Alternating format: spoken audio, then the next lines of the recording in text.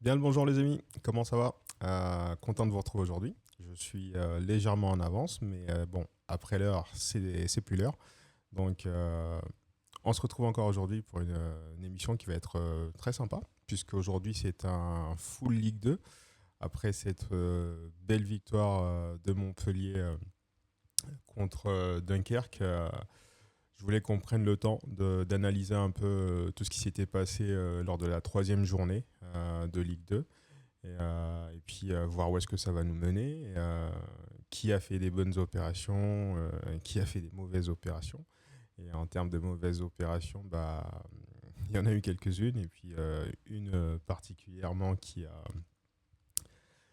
coûté la place à un coach, mais on verra ça tout à l'heure. Voilà, donc vu qu'on en parle, je vous emmène tout de suite sur le programme du jour, qui est le suivant.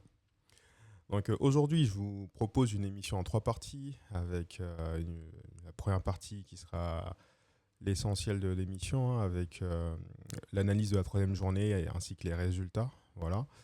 Ça nous amènera tranquillement vers la revue de presse. Et vu qu'on parle de revue de presse, vous voyez, vous pouvez voir l'image à gauche avec le staff de Grégory Poirier qui est connu. Voilà, c'est un article L'équipe, on ira le lire ensemble.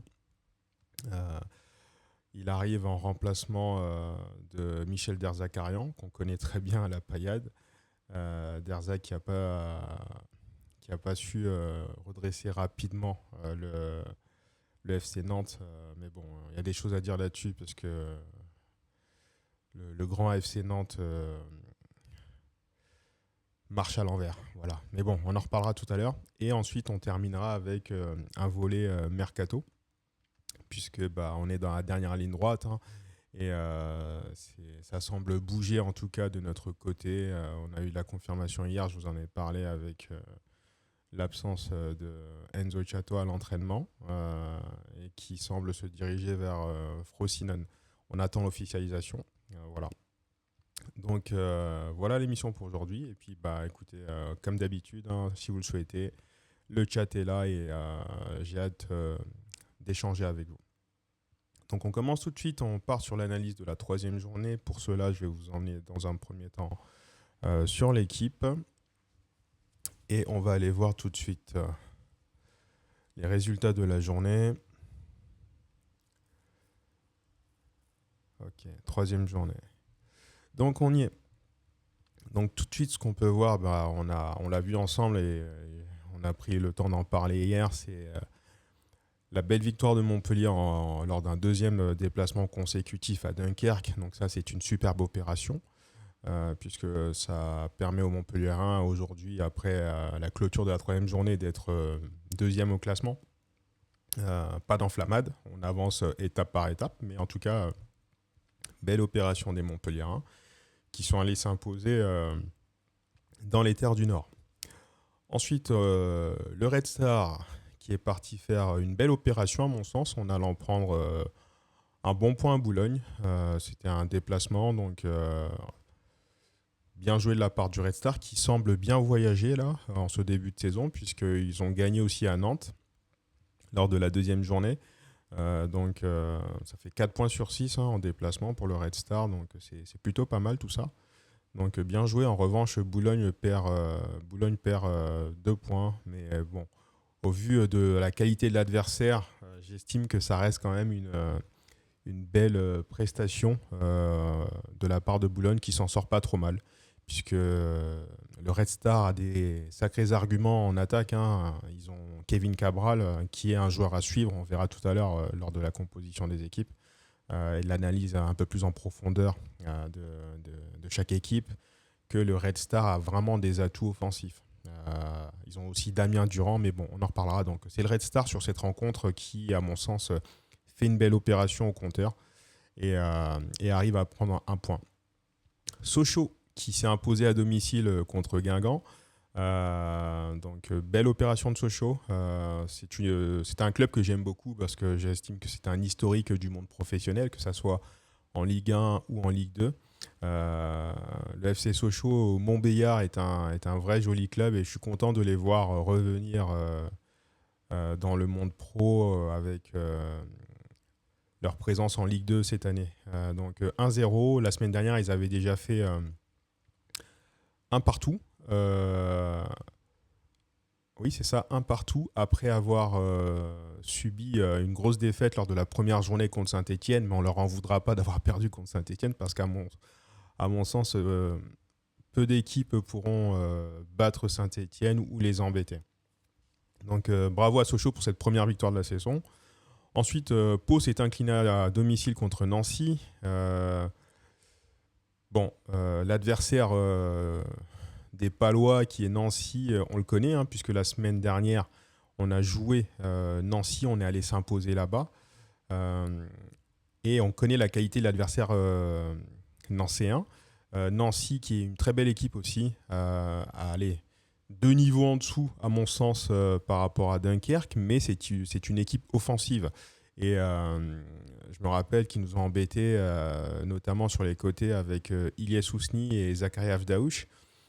Mais c'est une équipe qui joue. Et à mon sens, les équipes qui jouent méritent d'avoir des points. Et c'est ce qui s'est passé après la contre-performance à domicile. Ils sont allés se rattraper à Pau. Donc bravo à Nancy pour ça. Clermont qui fait une mauvaise opération à domicile en recevant Dijon. Donc match nul, Clermont perd 2 points. C'est une mauvaise opération, parce que le week-end d'avant, ils se sont inclinés contre Saint-Étienne, lourdement inclinés, 4-1. Ils ont eu le mérite de sauver l'honneur, c'est bien, grâce à une passe décisive de Junior Sambia qu'on connaît bien à la Payade. Et là, pour moi, après une grosse défaite comme ça, il aurait été bon, à mon sens, de s'imposer à domicile par le plus petit des scores. 1-0, ça aurait été très bien, d'autant plus que l'adversaire est un promu, Dijon. Alors, je ne cherche pas à minimiser la prestation dijonnaise, qui est une très belle prestation, mais Dijon reste un promu.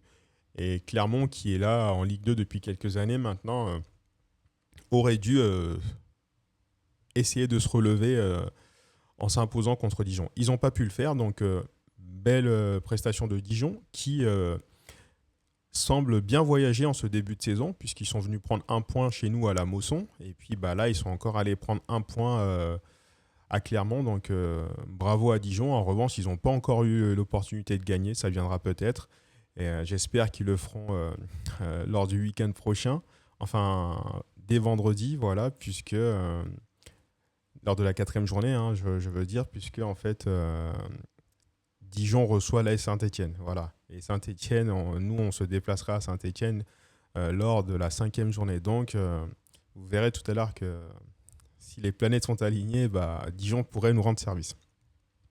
Ensuite, le samedi, comment ça s'est passé ? D'ailleurs, je profite de cette émission pour vous expliquer un peu comment je fonctionne. C'est-à-dire que le vendredi, je regarde. Si Montpellier ne joue pas le vendredi, je regarderai le multiplex quand même, parce que j'aime avoir de la matière pour vous proposer des analyses pertinentes. Là, Montpellier jouait vendredi, donc forcément, j'ai regardé le match Dunkerque-Montpellier pour pouvoir prendre mes notes et vous proposer des analyses de qualité. Ensuite, le samedi, on avait 2 matchs à 14h, un match à 20h. Quand on a 2 matchs à 14h, je regarde une mi-temps de chaque match, de façon à... vous connaissez le système, maintenant, vous proposer mes analyses. Et en fait, on avait vraiment 2 beaux matchs là à 14h, avec Metz-Laval et Nantes-Rodez. Alors, j'ai commencé par Nantes-Rodez. Je suis parti à la mi-temps avec un 2-2. Très beau match entre Nantes et Rodez, avec Kylian Corredor qui a ouvert son compteur but avec un magnifique doublé et de très belles actions. Top. Et puis, en seconde mi-temps, je suis passé sur Metz-Laval. Très bon match aussi, rythmé, dynamique, ça a bien joué vraiment. Laval menait au score. Laval a fait une très très belle prestation, jusqu'à l'entrée en jeu de TJ Savanier, qu'on connaît bien à Montpellier, qui par la suite, après 5 minutes de jeu, a délivré un super centre sur coup franc pour trouver l'attaquant messin, Fall, qui a égalisé de la tête. Donc bravo à TJ pour ça. Donc on a eu vraiment 2 beaux matchs.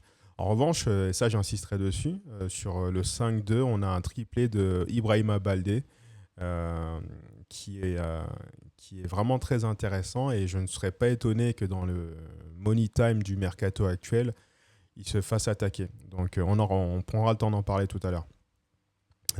Ensuite, le soir, en soirée, on a eu Saint-Étienne qui s'est imposé à Geoffroy Guichard contre Grenoble. Donc belle victoire de Saint-Étienne qui, pour l'instant, est à son niveau, tient bien son rang et a délivré encore une belle prestation, même si je nuancerai par le fait que Grenoble n'a pas proposé grand-chose. Grenoble, ça va être compliqué, ça va être vraiment compliqué Grenoble, puisque ils en ont déjà pris 4 lors de la première journée contre Dunkerque, même s'ils en ont mis 2, grâce à leur attaquant, qui a mis un doublé lors de ce match aussi. Mais il va falloir vraiment proposer autre chose, parce que contre Saint-Étienne, il n'y a pas vraiment eu de rébellion, quoi. En tout cas, ils étaient impuissants. Ça, c'est peut-être dû aussi au fait que Saint-Étienne était vraiment au-dessus. Mais on regardera le classement tout à l'heure, mais j'ai pas l'impression qu'il soit bien haut au Grenoble avec ce début de saison. Donc, va vraiment falloir hausser le curseur parce que sinon, ça va être compliqué. Et ensuite, hier soir, dernier match de la journée, Reims-Annecy. Victoire de Reims 3-1, même si c'est une victoire en trompe-l'œil pour moi parce que Annecy a délivré une très belle première mi-temps et a ouvert le score grâce à Veillon, son défenseur central. Et puis, au retour de la mi-temps, grosse faute de main du gardien d'Annecy qui a relancé totalement Reims. Donc, grosse faute de main, égalisation de Reims. Puis, coup sur coup, Reims a surfé sur ce temps fort et a doublé la mise. Puis, par l'intermédiaire de changements positifs, a réussi à mettre le 3e but pour vraiment sécuriser sa victoire. Donc, c'est une victoire en trompe-l'œil puisque jusqu'à la boulette du gardien d'Annecy, Annecy maîtrisait le match, jouait vraiment bien. Et Annecy, je mets aussi cette équipe au même titre que Dunkerque parce que c'est une équipe vraiment déjà qui joue bien. L'année dernière, j'avais trouvé qu'ils jouaient très très bien, que ce soit sur les 2 matchs aller et retour. Et j'avais trouvé que Annecy était l'équipe qui avait proposé le meilleur contenu à la Mosson dans le jeu. Voilà. Donc, vraie belle équipe Annecy et il faudra se méfier d'eux. On regardera le classement, mais à mon sens, ils sont hauts puisqu'ils ont 2 victoires. Mais voilà. Donc, voilà pour les résultats globaux. Maintenant, j'ai envie qu'on rentre un peu plus dans le détail de cette 3e journée. Et donc, on va faire un point sur le classement. Donc, suite à la 3e journée, on a Saint-Étienne en premier avec un sans faute. 9 points, 3 victoires sur 3 matchs, parfait. 2e, Montpellier, qui est en train de se construire une bonne dynamique, voilà, et une bonne série, à confirmer dès vendredi à la Mosson contre Boulogne. Ensuite, on a Rodez qui fait un peu yo-yo, mais mine de rien, réagit bien puisque ils ont 2 victoires, 1 défaite, donc ça leur donne 6 points. Ensuite, on a Annecy qui était bien parti avec 2 victoires d'affilée et qui a perdu lors de cette 3e journée avec cette défaite qui est dure pour moi parce que vraiment dans le contenu, c'était très très intéressant jusqu'à la boulette de leur gardien. Donc on a Annecy qui est 4e avec 2 victoires, 1 défaite. 5e, Reims qui était sur 2 matchs nuls et qui a enfin ouvert son compteur victoire en battant Annecy hier. Ensuite, en 6e position, on a Metz avec 1 victoire et 2 nuls. D'accord, donc Metz est en train de piocher un peu plus là. Pour rappel, Metz connaît apparemment la recette et la formule magique pour faire l'ascenseur entre la Ligue 1 et la Ligue 2. Mais bon, une saison, c'est long et l'essentiel et l'idée générale doit être de pouvoir rester dans le wagon du top 5. En tout cas, pour nous, les Montpelliérains, c'est tout ce que je nous souhaite. C'est de rester dans le bon wagon du top 5. Et actuellement, on est bien parti pourvu que ça dure. Pourvu que ça dure, puisque la dynamique est bonne, comme je vous le disais. Ensuite, en 7e position, on a le Red Star, qui, après une belle première victoire à Nantes, vient d'enchaîner 2 matchs nuls d'affilée, donc ça leur donne 5 points. Ensuite, on a Dunkerque qui qui marque le coup. Marque le coup parce que bon, on les a battus. Ils étaient bien partis. Hein. Victoire 4-2 contre Grenoble. Ensuite, match nul 3-3, très spectaculaire à Dunkerque. Et là, voilà, on leur casse un peu les pattes là avec cette défaite à domicile. Donc pour eux, lors de la quatrième journée, il s'agira de rebondir et puis de montrer, de reprendre leur marche en avant. Voilà. Mais vraie belle équipe, hein. Vraiment une très très belle équipe que Dunkerque. 9e position, Nancy. Donc Nancy a commencé par un nul, puis une défaite. Enfin, oui, c'est ça. Elle pour lose. Défaite contre nous d'ailleurs. Et ensuite, ils se sont bien rattrapés là, à Pau lors de cette journée en allant s'imposer. Donc bravo, hein, pour mémoire, là on a Dunkerque et Nancy qui sont deux équipes bien joueuses. Et même le Red Star, enfin, quand on regarde là, le 6e, le 7e, le 8e et le 9e, ce sont que des équipes joueuses dont la qualité de jeu est vraiment agréable. Ça, je tiens vraiment à le souligner. Reims, ils sont pas au point dans le jeu. À mon sens, ils sont pas au point. Ils ont encore des manques, notamment offensivement. Ils ont un attaquant, on en parlera tout à l'heure, qui se mélange les pieds un peu là. Donc, mais voilà, il y a de vrais bons joueurs aussi à Reims. On développera tout ça tout à l'heure. Ensuite, en 10e, on a Laval. Laval qui fait un début de saison convenable. Ils sont en train de monter en puissance. Ils ont perdu contre Rodez lors de la première journée. Ils ont gagné contre Nantes, un peu miraculeusement, puisque Tillel Tati, le défenseur central de Nantes, a offert une passe décisive. On ne sait pas pourquoi. Il a peut-être eu les fils qui se sont touchés à Mathis Soudaillé, le Lavallois, qui ne s'est pas fait prier à transformer l'offrande. Et ensuite, là, ils ont fait un bon match nul à Metz. Metz qui est un candidat top 5. Hein. Là, ils frôlent avec la 5e place puisqu'ils sont 6e à la différence de but. Mais voilà, Laval s'en sort bien. Ils sont plutôt sur une pente ascendante et positive. Donc, très bien là-dessus. Ils sont 10e. Sochaux, voilà, qui monte en puissance aussi, comme Laval. Hein. Donc, ils ont commencé Sochaux par une défaite. Puis nul, 0-0 contre le Red Star. J'avais dit 1-1, non, c'était 0-0. Et puis ils ont enfin ouvert le score là. Ouvert le score, oui, puisqu'ils n'avaient pas marqué encore, oui. Donc ouverture du score et première victoire. En fait, ils ont tout débloqué Sochaux contre Guingamp. Donc bravo encore une fois. On a Guingamp. Guingamp, c'est un peu plus mitigé, c'est un peu plus compliqué. Défaite 2-1 contre Metz lors de la première journée. Ils se sont imposés la semaine dernière. Et le week-end dernier, là, ils ont perdu à Guingamp. Donc ils marquent le pas en étant 12e. Pau, c'est comme même dynamique que Guingamp. Voilà, c'est mitigé.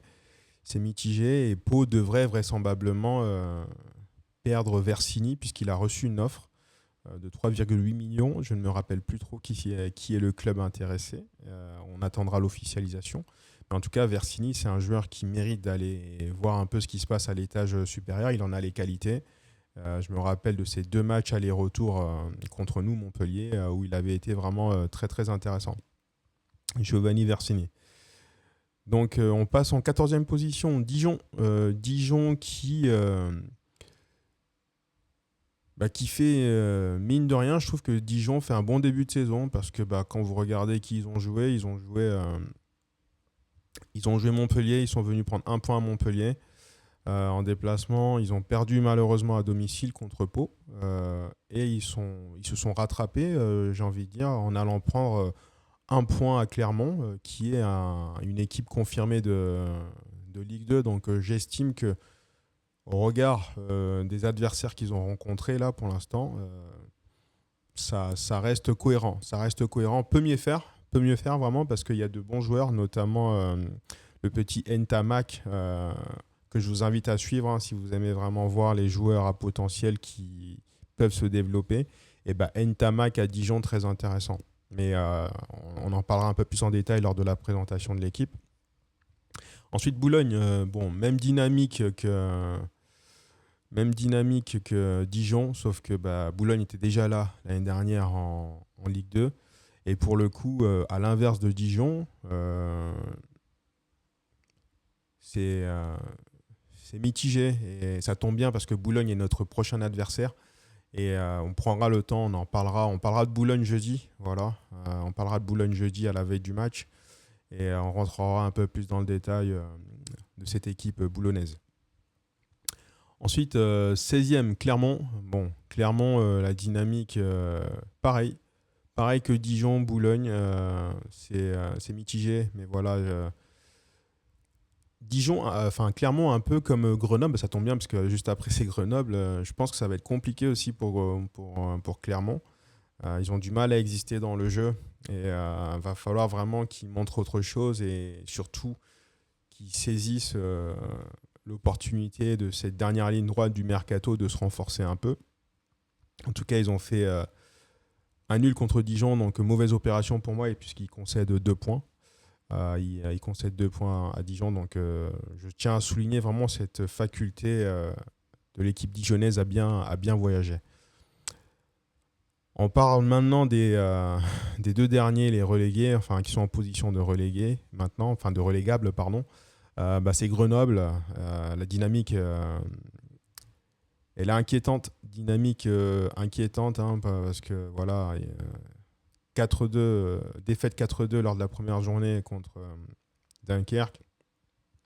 Nul 0-0 contre Metz. Le nul est encourageant contre Metz. En revanche, ça a ressombré directement après face à Saint-Étienne. Il va s'agir de réussir à arrêter cette mauvaise dynamique et commencer à obtenir un peu plus de constance et de régularité dans les résultats.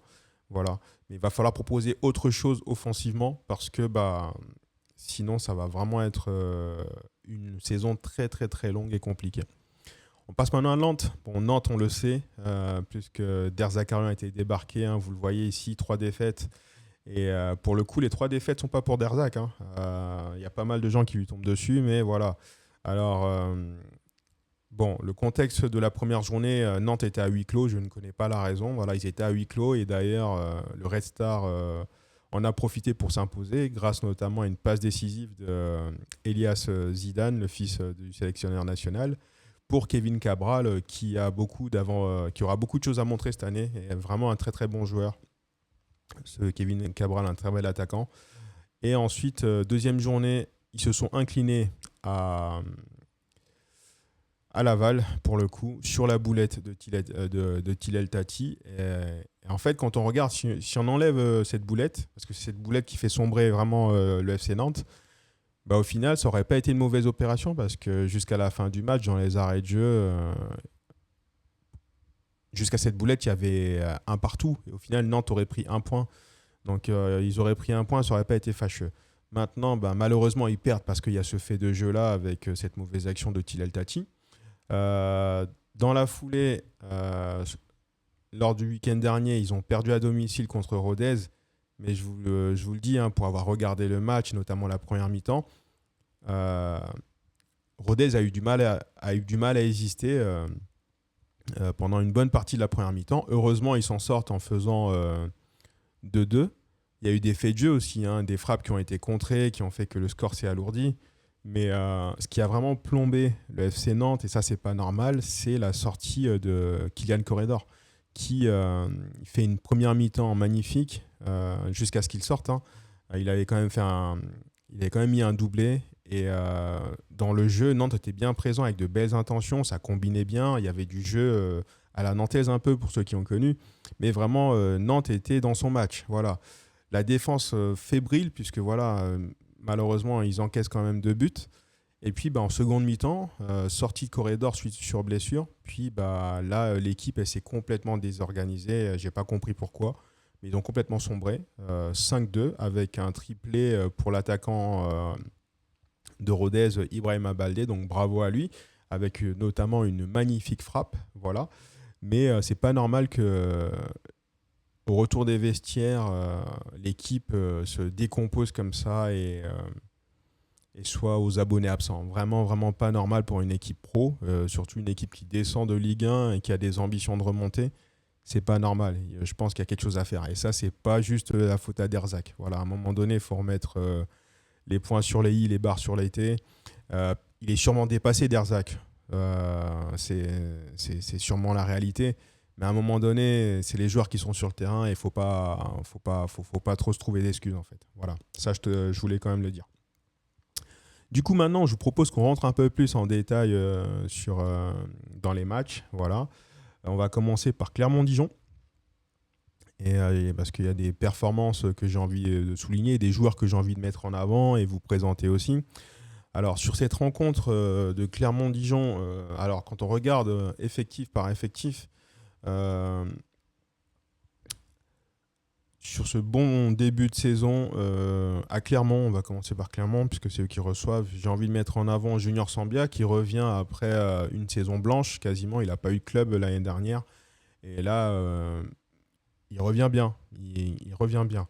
Euh, Ensuite, qui d'autre m'a marqué et que j'ai envie de suivre ici, on va passer directement côté Dijonais. C'est le petit Ntamak ici. Voilà. Alexis Ntamak, je vous invite vraiment à le suivre parce que voilà, il a du potentiel pour sa jeunesse et du coup, ça va être intéressant de voir un peu sa courbe de progression. Ensuite, il y a Lembeza aussi, Adel Lembeza, que je vous invite aussi à suivre, joueur très très intéressant. Et ça va être vraiment sympa de voir un peu leur évolution. Je pense que Dijon, si Dijon doit s'imposer, doit remonter au classement, ça sera par l'intermédiaire de Lembeza et Ntamak via leur progression. Alors, pourquoi je parle oui, c'est bien ça. Ensuite, il y a aussi les vieux briscards à Dijon, à savoir Quentin Bernard et puis Jordan Marier aussi, qui a égalisé magnifiquement avec une très très belle frappe, Julio Tavares. Donc, Dijon peut s'appuyer sur ces vieux briscards. Mais en tout cas, si on parle de jeunesse, et c'est en ce sens que j'ai aussi lancé cette émission, c'est que je voulais qu'on prenne le temps de mettre en avant les futures pépites, les joueurs à suivre. Donc voilà. Côté Dijonais, je vous invite à suivre Ntamak, Lembeza. Et puis, je vais prendre le temps de regarder beaucoup plus de matchs aussi pour vous faire découvrir d'autres pépites aussi. Mais voilà, il y a ce petit latéral gauche aussi, Ilan Aka, qu'il faudra suivre aussi.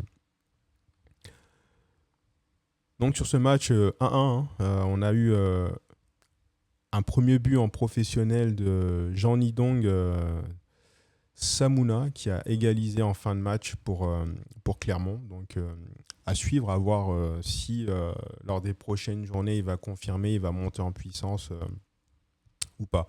Mais en tout cas, pour revenir sur cette équipe clermontoise, elle n'est pas assez bien construite. Elle est pas assez bien construite et il faudrait vraiment que la cellule de recrutement, le staff, se penche sur cette dernière ligne droite du mercato pour essayer d'améliorer vraiment cet effectif. Sinon, ça peut être aussi très très compliqué. Voilà. On passe maintenant à Pau-Nancy. Alors, Pau-Nancy, on va commencer par Pau, tiens, puisque j'ai pas encore eu le temps de regarder vraiment Pau jouer lors d'un match. En revanche, il y a des joueurs que je connais et que j'ai envie de mettre en avant. Le petit Gadé Bécou, là, il est intéressant. Il vient de Saint-Étienne. Voilà, il a commencé l'année dernière à Saint-Étienne. Je ne sais pas s'il a été prêté, mais c'est une sentinelle très intéressant à voir. Je l'avais trouvé intéressant l'année dernière lors de ses rentrées à Saint-Étienne. Là, il a été prêté à Pau. Peut-être qu'il a été prêté ou acheté. Je ne pense pas que Pau l'ait acheté. En tout cas, cette année, il est à Pau. Je creuserai la question. Mais ce qui va être intéressant, c'est que là, à Pau, forcément, il a du temps de jeu. Il va avoir du temps de jeu et ça va être intéressant de voir comment est-ce qu'il va progresser. Donc, jeune joueur avec un bon volume de jeu intéressant à suivre.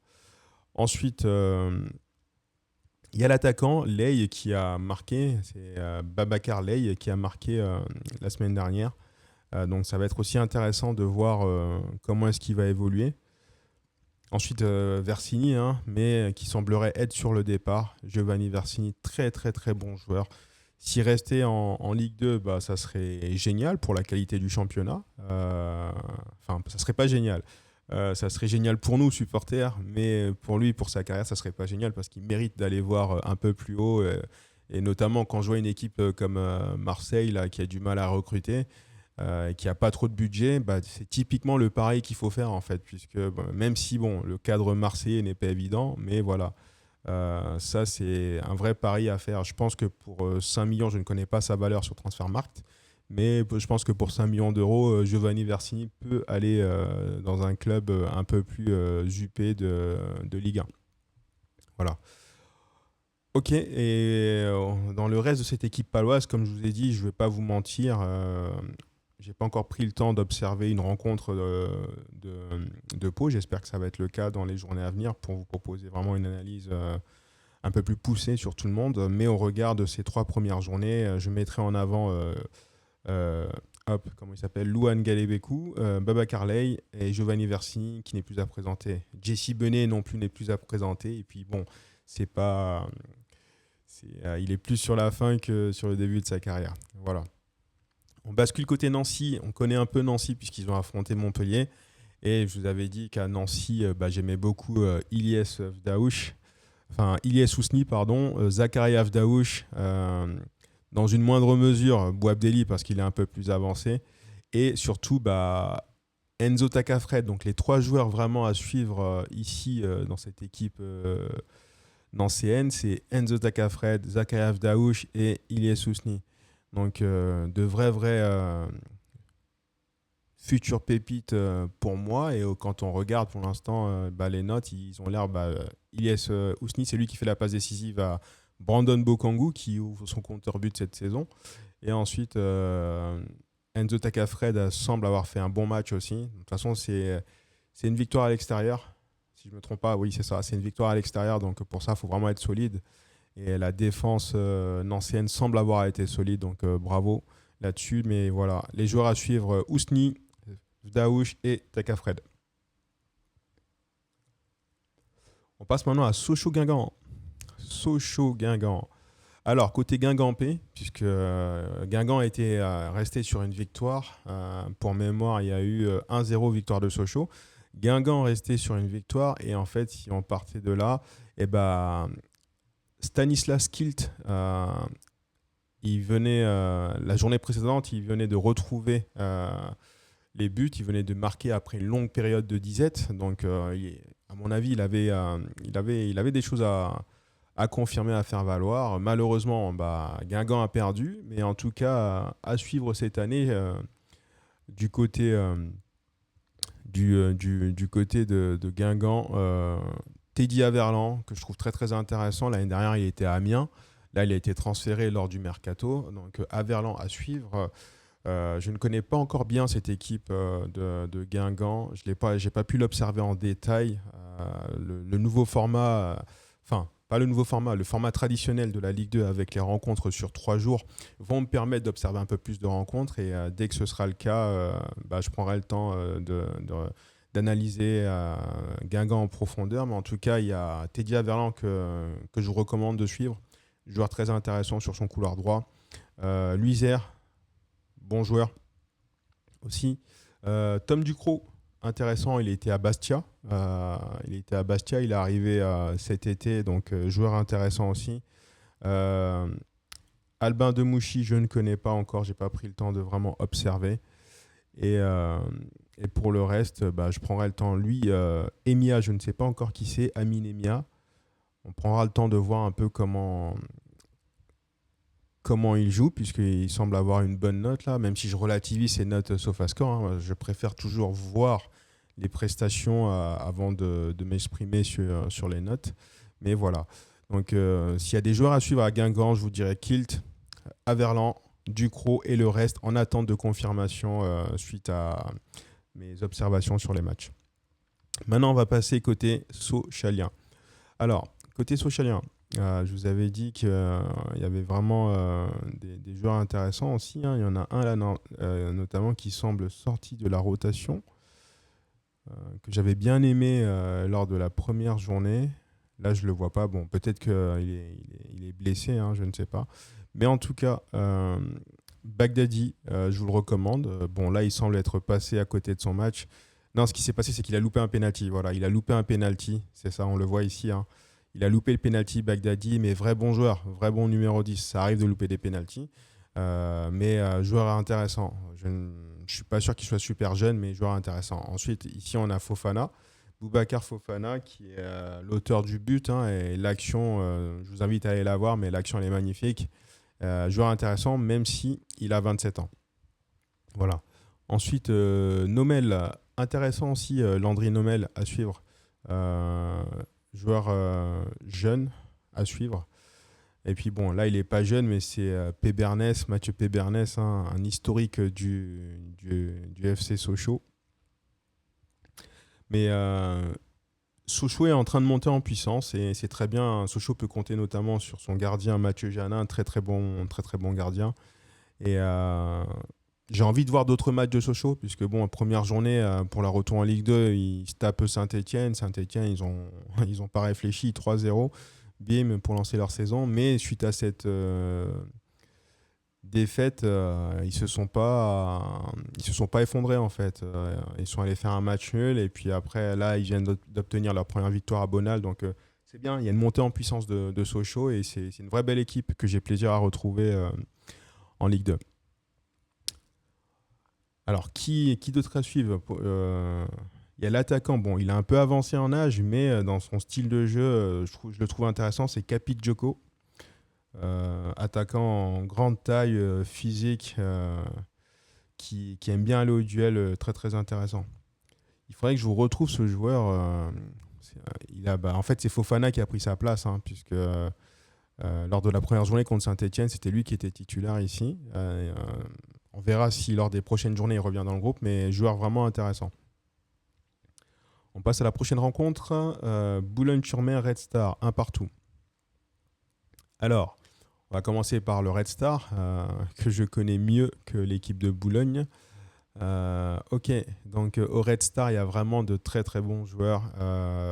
En tête, Kevin Cabral, attaquant, je vous dis, cette saison, il va beaucoup plus s'affirmer.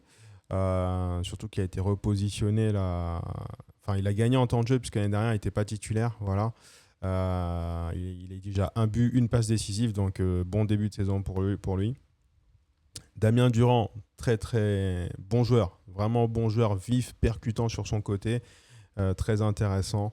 Je ne sais plus quel âge il n'est pas tout jeune, mais voilà, en tout cas, bon joueur. Ensuite, Bradley Danger, je le trouve vraiment intéressant au poste de milieu, lui. Vraiment, vraiment intéressant.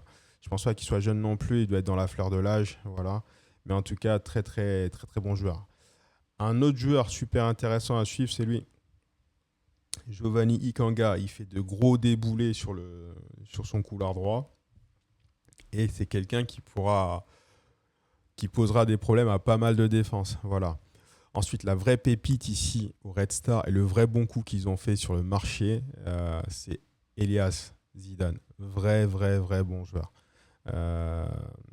Il est défenseur central, grande taille. En fait, il me fait penser un peu, pour ceux qui connaissent, à Fernando Hierro. Bon, pour ceux qui connaissent pas, je vous invite à aller sur YouTube et à taper Fernando Hierro. C'était un défenseur du Real Madrid.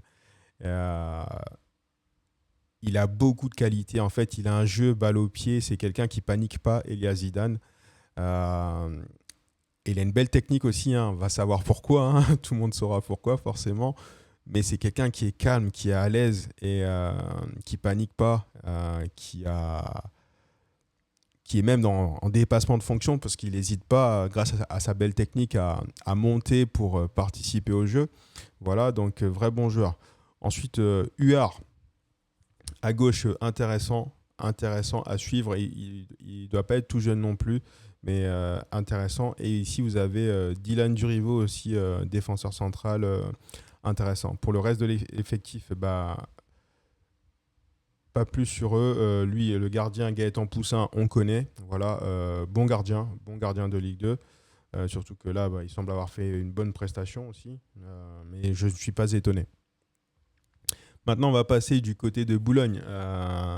Alors, à Boulogne, je ne vais pas vous mentir, je connais surtout Jonas Martin, puisque c'est un ancien de la maison montpelliéraine. Voilà.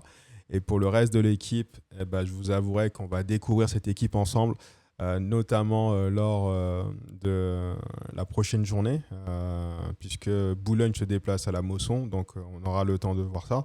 Même si je prendrai le temps de jeudi, dans l'avant-match, à la veille de match, d'analyser un peu les 3 rencontres qu'a effectué Boulogne et pour essayer de vous apporter des indices. Mais voilà, au regard de ce que je vois là, en tout cas, je peux déjà vous dire que Boulogne va venir à la Mosson en 5-3-2, puisque ils étaient à domicile et ils ont reçu le Red Star en 5-3-2. Alors c'est peut-être un aveu de faiblesse de la part de Boulogne et une volonté de ne pas vouloir euh, subir de défaite. Voilà, dans cette idée-là, c'est réussi, voilà, puisque ils font certes une contre-performance à la maison en perdant 2 points, mais ils prennent quand même 1 point. Donc, et le Red Star, sur le rapport de force, l'effectif est quand même plus qualitatif côté Red Star que côté Boulonnais. Donc, si ils reçoivent à domicile en 5-3-2, c'est sûr qu'en déplacement, ils vont venir en 5-3-2. Voilà. Maintenant, on aura le temps d'en parler, notamment dans l'avant-match jeudi soir, sur la prochaine rencontre Montpellier-Boulogne-sur-Mer. Voilà, on passe à la prochaine rencontre, qui est Dunkerque-Montpellier. On a eu le temps d'en parler, mais bon, écoutez, on va parler un peu de Dunkerque, hein. Notamment les joueurs dunkerquois. Alors pour mémoire, Dunkerque a connu cet été 13 départs. Et malgré ces 13 départs, vous avez pu voir quand même que euh, la mayonnaise à Dunkerque prend bien, quoi. Il y a quand même une belle qualité de jeu, de bons automatismes. Et moi, c'est une équipe qui m'a vraiment bluffé. Ils sont quand même allés faire 3-3 à Reims, hein. Et il n'y a pas beaucoup d'équipes qui mettront 3 buts à Reims, hein. Moi, clairement, voilà. Mais en tout cas, pour revenir sur cette rencontre, moi, j'ai envie de mettre quelques joueurs en avant. J'en avais déjà mis en avant lors de ma présentation de Dunkerque en vue du déplacement de Montpellier. Mais voilà, je veux revenir dessus. Il n'y a pas un joueur que j'aime pas dans cette équipe, en fait. Et ce qui est bien, c'est que la plupart, en tout cas, il y a des jeunes. Les jeunes intéressants. Tena Masok, milieu de terrain, très très intéressant, belle activité. Voilà. Ensuite, Bram Laguet, défenseur central, solide, dur sur l'homme, bon dans les duels. J'ai beaucoup aimé sa prestation à Bram Laguet, belge. Alex Dao, comment ne pas souligner la prestation de Alex Dao, ailier droit ivoirien, très très remuant, percutant. Et quand je vois le match qu'il a fait, waouh, chapeau, très impressionné. Joueur très rapide. Et en plus de ça, quand lui il est sorti, on s'est tapé après Khalil Ayari qui a, à mon sens, en 20 minutes, a fait 20-25 minutes, a livré une meilleure prestation encore que Alex Dao. Donc franchement, bravo à l'équipe de Dunkerque pour avoir fait ces bons recrutements-là et avoir su attirer ces jolis profils-là. Donc Alex Dao, je le mets en avant. Khalil Ayari, je vous invite à le suivre aussi parce que très très intéressant. Ensuite, Adrien Lebeau, intéressant aussi, vraiment. Alan Linguet, j'ai bien aimé son activité aussi dans son couloir droit. Mais en fait, quand on regarde vraiment, c'est une équipe qui est vraiment bien construite. Et même Victor Maïela, c'est quelqu'un, j'ai bien aimé sa prestation, même s'il a été remplacé, hein. Et on a l'explication à ce remplacement-là, c'est que le coach disait que la tactique, c'était la première mi-temps de mettre la pression sur le couloir droit. Et en voyant que ça n'a pas marché, ils ont essayé lors de la seconde mi-temps de mettre la pression sur le couloir gauche, pardon, pour nous, et en seconde mi-temps de mettre la pression sur le couloir droit. Ça s'explique par l'entrée en jeu de où est-ce qu'il est, Lenny Vallier, qui est beaucoup plus offensif et qui est aussi un joueur très intéressant. Et quand on regarde les remplaçants, là, on a Souleymane Keita aussi, qui est très très remuant, et un Marco De Scherf, un milieu de terrain très très intéressant aussi. Mais au final, c'est un effectif dunkerquois qui est vraiment très très bien construit. avec à la pointe de l'attaque un super finisseur qui est Thomas Robinet. Alors heureusement pour nous, sur ce match, on a réussi à les contenir, ce qui fait que ils n'ont pas pu s'exprimer autant qu'ils le voulaient à domicile. Et tant mieux pour nous parce que c'est un motif d'encouragement. Ça veut dire qu'on progresse et qu'on est en train d'évoluer dans les certitudes qu'on cherche à développer côté montpelliérain en ce début de saison pour créer une dynamique. Donc voilà, il y a grosso modo, c'est tout l'effectif dunkerquois que je tiens vraiment à souligner parce que ouais, ça fait plaisir d'avoir une équipe comme ça en Ligue 2 qui joue, qui calcule pas et qui est un peu tout pour l'attaque, quoi. Parce que pour résumer, Dunkerque, c'est 7 buts sur ce début de saison et 7 buts marqués, 6 encaissés. Donc c'est total football. Ouais, moi, c'est ce que j'adore, total football. En tout cas, vous pouvez savoir que s'il y a une rencontre et qu'il y a Dunkerque à l'affiche, allez-y, vous ne serez pas déçus. Voilà. On passe à la prochaine rencontre. Metz-Laval, c'est parti. Un partout. Donc sur cette mi-temps, parce que j'ai vu que 45 minutes, hein, comme je vous disais, il y avait 2 matchs à 14h samedi. Il y avait Nantes-Rodez et Metz-Laval. Alors, côté Lavallois, Mathis Oudaillé, je vous l'avais déjà souligné, hein, que c'était un joueur qu'il fallait suivre. Il y a Maggiotti, qui est intéressant aussi, même s'il est sorti et a été remplacé par Clavreul. Voilà, mais il y a Clavreul aussi à suivre, hein. S'il y a vraiment un joueur à suivre côté Lavallois, c'est où est-ce qu'il est,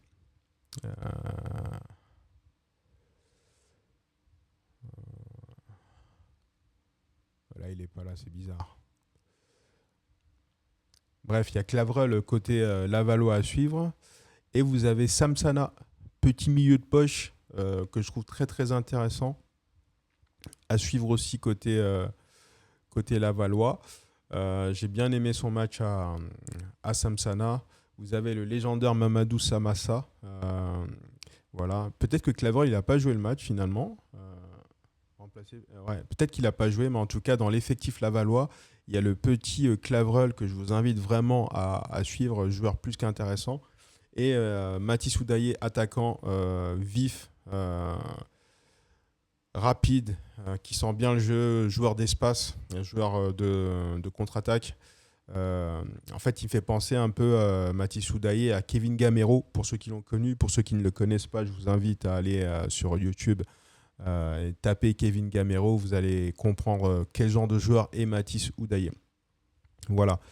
Donc, pour résumer, les joueurs à suivre côté Lavallois, Samsana, Oudaillé et Ethan Clavreul, qui n'a pas joué cette rencontre vraisemblablement.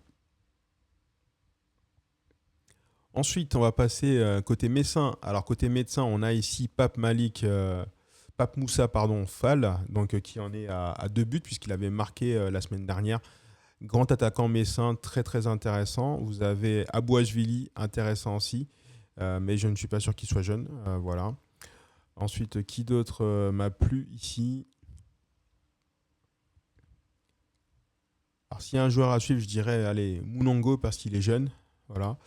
Il est jeune, il est sorti, après il a été remplacé, mais remplacé par TJ Savanier justement, mais à suivre. À suivre, je prendrai le temps d'analyser un peu plus les rencontres du FCMS pour vraiment vous proposer un peu plus de contenu là-dessus. Ensuite, il y a un joueur sur lequel je voulais m'attarder, c'est Idriss Mohamed. Pour ceux qui ont suivi les matchs de préparation de Montpellier, il était au moment où on joue le Puy-en-Velay en préparation, il était là-bas. Ensuite, pardon. Ensuite, il a été recruté par le FC Metz. Et là, pour le coup, il a fait 2 fautes vraiment bêtes. Alors, il découvre la Ligue 2. Mais voilà, espérons qu'il apprenne vite parce que je pense qu'il a des choses à montrer. Déjà, il a un bel atout, c'est qu'il est grand de taille. Et faut pas qu'il soit...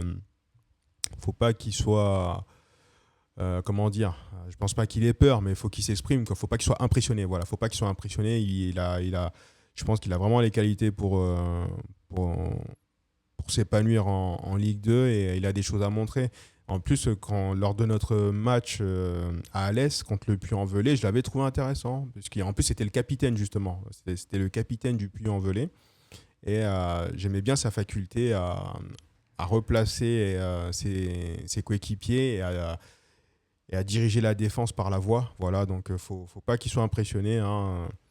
C'est du sport, c'est ce qu'il a voulu faire et faut qu'il kiffe en fait, faut qu'il kiffe. Voilà, donc je trouve qu'il a fait 2 fautes bêtes, évitables en plus, c'est des fautes vraiment évitables, hein, où au final il se, euh, il se projette un peu trop sur l'adversaire et pas assez sur le ballon, ce qui lui coûte ses 2 cartons, ça fait 2 fautes bêtes. Mais voilà, faut qu'il se laisse le temps sans trop s'endormir non plus, hein, parce que c'est le monde pro.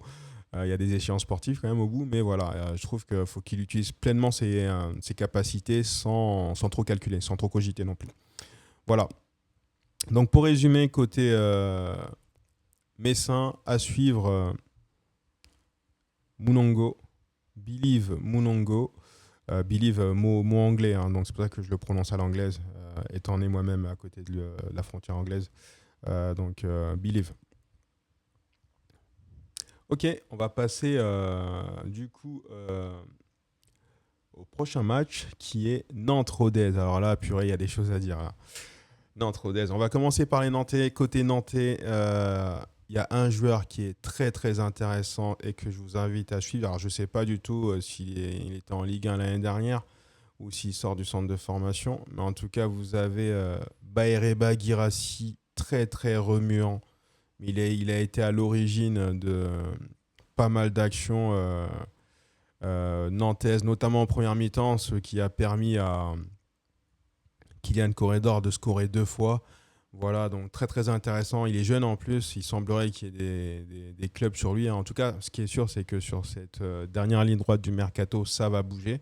Voilà, et je ne serais pas surpris qu'il soit attaqué. Maintenant, à mon sens, au vu de la situation sportive, là, et en sachant que Valdemar Kita, il a pris 30 millions en vendant Mathis Ablin, vaut mieux sécuriser et renforcer l'effectif pour essayer de remonter au classement parce que sinon la saison nantaise va être un vrai calvaire. Même si, bon, là on verra tout à l'heure, ils viennent de faire un nouveau coach avec Grégory Poirier, mais voilà, faut pas qu'il se dépoile non plus le FC Nantes. Mais Baereba Guirassy, c'est un bonheur d'ailier gauche à suivre, vraiment technique, rapide. euh, la finition a amélioré, mais en tout cas, les latéraux adverses, il leur fait danser la samba pendant 95 minutes, ça c'est sûr et certain. Donc rien que pour Baereba Guirassy et Kylian Corredor, allez regarder les matchs du FC Nantes parce que ça vaut le coup. Ensuite, ils ont... Bon, là, il n'était pas titulaire, mais à Nantes, il y a de belles pépites quand même. Euh, Il y a Younoussa, il n'est pas jeune, voilà. Mais en tout cas, il a fait un super match aussi. Donc intéressant à suivre, surtout qu'il était à Rodez l'année dernière. Donc là, il a été transféré à suivre. Euh, Là, on va en parler. Où est-ce qu'il est? Bon, Tilel Tati, très intéressant, jeune défenseur central, 18 ans, à suivre. Euh, il a fait une boulette contre Laval qui a fait perdre des points à Nantes. Ça lui a coûté sa place, hein, puisque à la rencontre d'après, Derzac, il l'a mis sur le banc pour qu'il retrouve un peu ses idées. Bon, Derzac encore perdu, voilà, c'est comme ça. Ensuite, on a Louis Leroux, milieu central ou numéro 8, très très intéressant. Voilà, Sentinelle ou numéro 8, Louis Leroux, je vous invite à le suivre, vraiment pépite. Il a du ballon et à voir. Ensuite, vous avez aussi Tabibou, jeune attaquant, à suivre aussi. Mais voilà, l'effectif, il a été rajeuni, hein. Il a été rajeuni. Les autres, je ne les connais pas encore vraiment, parce que j'ai pu regarder que 45 premières minutes. Voilà. Et ensuite, le rouge, je l'ai déjà découvert contre le Red Star. J'avais vraiment aimé ce qu'il avait fait. Tabibou, je le connaissais déjà un peu. Tilel Tati aussi. Mais voilà. Il y a du potentiel à Nantes. Nantes a largement le matériel pour remonter la pente. Voilà, d'autant plus que bon, là, il vient d'avoir un changement de coach. Maintenant, tout dépendra de la durée d'indisponibilité aussi de Kylian Corredor, qui est vraiment le fer de lance de l'attaque nantaise. Donc on espère que Kylian Corredor, c'est pas trop grave et qu'il reviendra rapidement parce que c'est un vrai bon joueur, vrai bon attaquant. J'aurais aimé qu'on fasse un truc sur lui d'ailleurs, qu'on essaie de le recruter à Montpellier parce que ça aurait été bon de l'avoir parmi nous. Ensuite, on va parler maintenant de Rodez. Alors Rodez, c'est une équipe très sympa, Rodez, hein. Il y en a un que j'aime beaucoup à Rodez, c'est Raphaël Lipinski, le défenseur central et capitaine de Rodez, très intéressant. Vous avez Mathis Touot, bon sur ce match, il a pas marqué, mais joueur très intéressant. Il a fait une belle préparation et notamment lors du match de prépa à la Mosson, le dernier match avant le début de championnat, il avait mis un doublé. Et moi, il m'avait impressionné par ses déplacements rapides, petit joueur, un joueur de petit gabarit, voilà, qui me fait penser un peu à Jean-Claude Darcheville, pour ceux qui l'ont connu. Pour ceux qui ne l'ont pas connu, encore une fois, allez sur YouTube et tapez Jean-Claude Darcheville. Vous aurez un aperçu du genre de joueur qui est Mathis Touot, petit, trapu, puissant. Et ensuite, dans cette équipe, alors il faut savoir que Nantes, sur la première mi-temps, surtout, mettait Rodez à l'amende, voilà, puisque vraiment, ils déroulaient leur jeu. Et puis, bon, blessure de Kylian Corredor. Et puis, réduction du score, puis égalisation. Donc, ils vont à la mi-temps à 2-2. Mais avant que tout cela n'arrive, Nantes vraiment mettait la pâtée à Rodez, hein. C'est un concours de circonstances qui a fait que Rodez a su se relever. Voilà. Puisque Didier Santini, il n'était pas bien content, en fait. L'entraîneur de Rodez, il n'était vraiment pas bien content. Donc, mais s'il y a des joueurs à mettre en avant, là, côté rhodésien, donc je vous l'ai dit, Raphaël Lipinski, Ryan Ponty, arrière-gauche, qui a livré une belle prestation. Ensuite, Ibrahima Baldé qui s'est fendu d'un triplé. Bravo à lui. Attaquant qui a mis 13 buts l'année dernière quand même. Et qui là, au bout de 3 journées, est quand même à 4 buts. On fera un point tout à l'heure sur les buteurs et les passeurs. Mais voilà, bravo à lui puisqu'il semble bien parti pour battre ce nombre de buts de la saison dernière. Donc c'est très bien, ça fait aussi une belle exposition, hein, et ça confirme qu'on a de belles menaces offensives dans cette Ligue 2, donc ça va être intéressant. Maintenant, sous réserve que Rodez ne se fasse pas attaquer dans cette dernière ligne droite du Mercato, parce que quand on voit comment il répond présent, il y a des équipes de bas de tableau de Ligue 1 qui peuvent chercher à se renforcer, et je pense notamment au Havre, voilà, mais aussi à d'autres équipes. Ok, ensuite, après, en défense, ils ont vraiment des bons joueurs qui sont un peu plus avancés, comme Magnin et Laurent. Voilà. Roubiou, je ne le connaissais pas, Corentin Issancho Roubiou. Match un peu plus... Première mi-temps, en tout cas, compliqué. La deuxième mi-temps, je ne l'ai pas vu parce que je suis passé sur Metz-Laval. Mais en tout cas, première mi-temps compliqué. Le carton jaune, je l'ai vu le prendre en direct. Voilà. Excès d'engagement. Mais voilà, peut-être qu'il découvre aussi la Ligue 2 parce que l'année dernière, je ne le voyais pas dans l'effectif de Rodez. Mais voilà, il va falloir qu'il monte en puissance tranquillement. Mais dans l'ensemble, c'est une belle prestation de Rodez qui s'est bien repris suite à sa défaite à Pau lors de la deuxième journée. On passe au match suivant qui est Saint-Étienne-Grenoble. Alors, il y a des choses à dire, on va commencer par Saint-Étienne, honneur au leader. Erving Cardona, lors de ce match, a marqué son 4e but et a aussi fait une passe décisive. Donc, match complet pour Erving Cardona qui fait un très bon début de saison. L'année dernière, il jouait plus sur le côté. Là, il a été replacé dans l'axe et ça a l'air de lui réussir, donc c'est très bien. Jacob Breum, il s'est fendu d'une passe décisive avant de sortir sur blessure. Donc, on espère qu'il reviendra rapidement parce que c'est mieux d'avoir ce genre d'artiste sur le terrain plutôt qu'en convalescence. Et on a besoin d'avoir des artistes comme ça sur le terrain pour apprécier les matchs.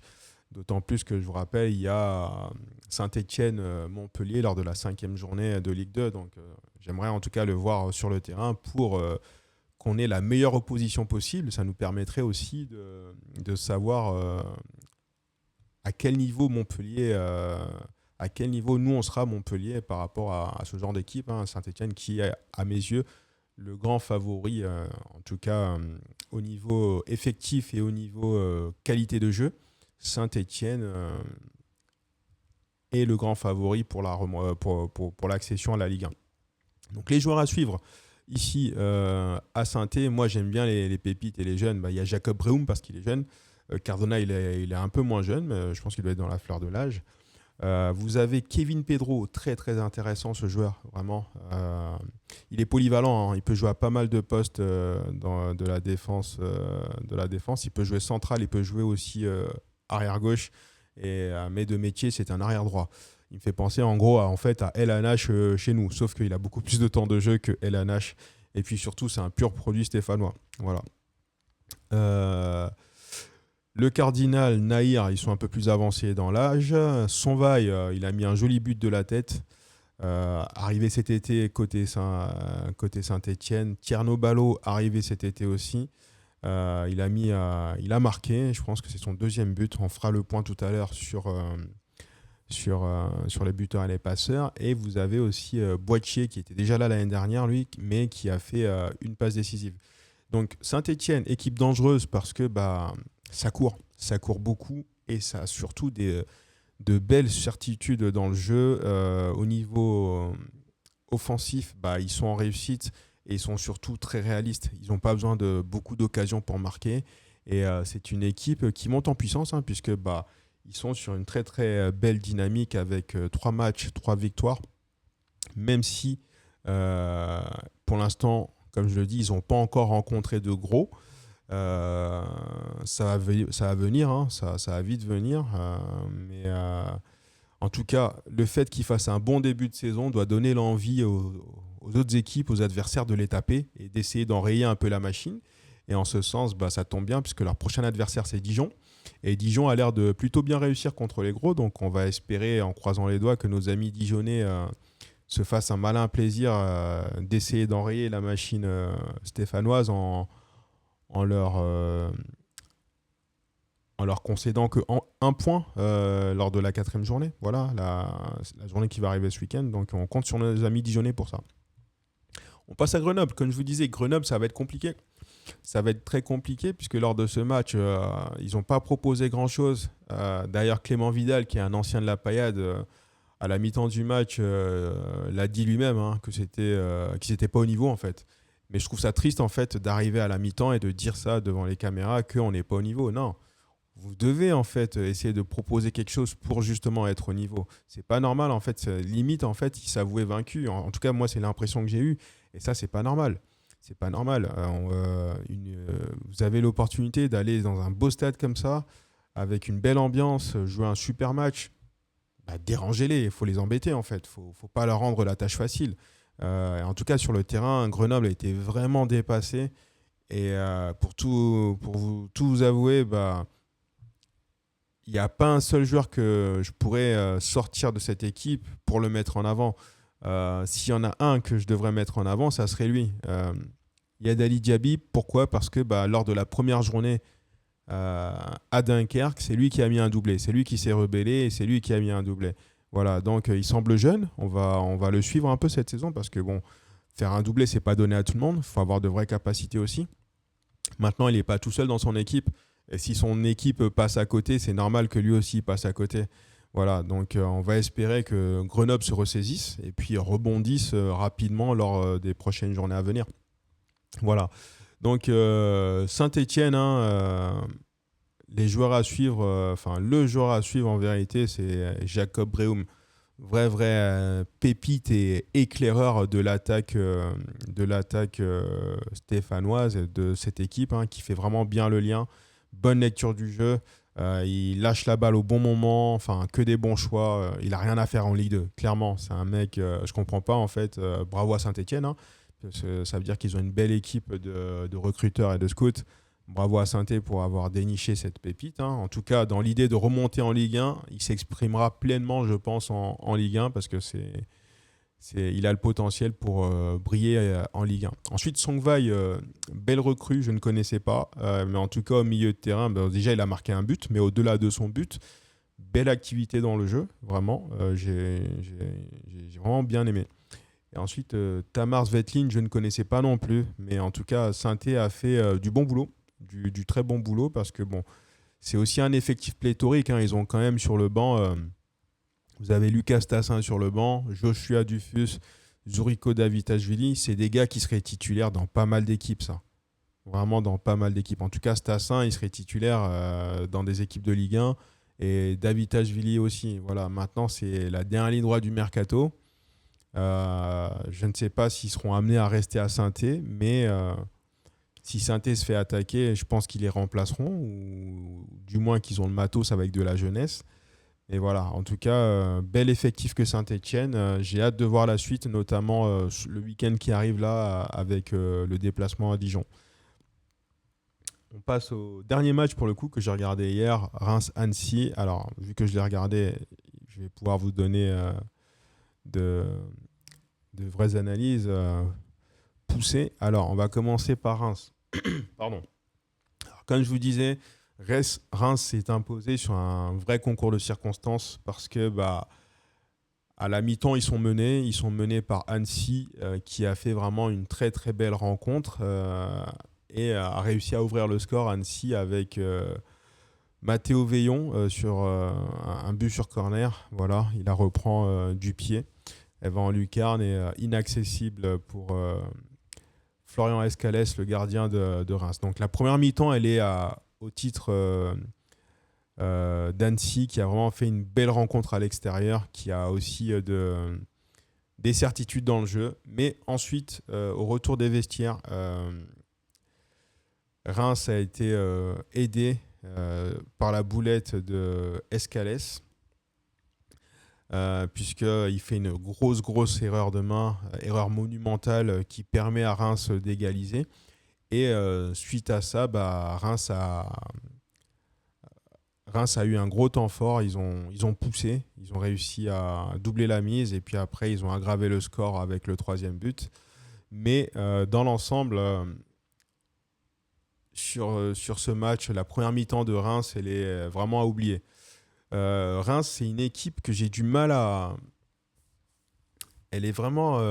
je cherche le bon terme pour vous fournir la meilleure explication possible. Elle est en dents de scie. Voilà, c'est vraiment une équipe en dents de scie qui a... alors, son avant-centre, il a les pieds carrés. Il a vraiment les pieds carrés. Et en tout cas, si Reims veut remonter... non, je vais le formuler autrement. Si Reims doit remonter, ou si Reims ne remonte pas cette saison en Ligue 1, c'est parce que devant, Reims ne s'est pas donné les moyens d'avoir un attaquant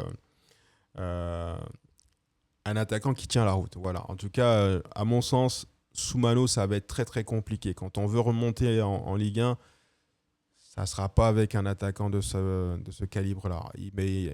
Il a trop de faiblesses dans son jeu pour moi. Alors, d'un autre côté, ils ont une vraie pépite. Ils ont deux vraies belles pépites au milieu, à savoir Yaya Fofana. Je ne suis pas sûr qu'il reste en Ligue 2 dans la dernière ligne droite, là, au regard de ce qu'il montre.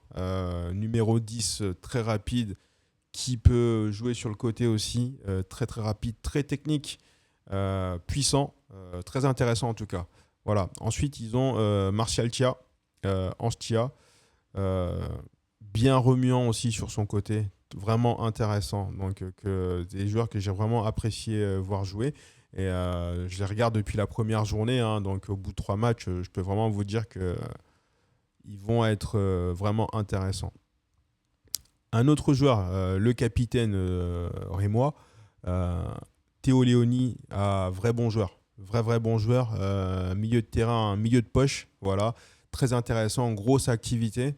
Vraiment bluffant, et il va être intéressant à suivre. Il est jeune en plus, donc je pense qu'il est de la région puisqu'ils ont filé le brassard. Il est vraiment jeune pour être capitaine, mais il doit être de la région rémoise, et pour ces valeurs-là, joueur local, enraciné, c'est très bien, mais vrai bon joueur. Il a du ballon, très intéressant. Ensuite, le petit Amin Kachi, vrai bon joueur aussi. Alors, je vous disais la semaine dernière qu'il devrait épurer son jeu. Sur ce match-là, en tout cas, il a un peu épuré son jeu et il a été vraiment virulent sur son côté.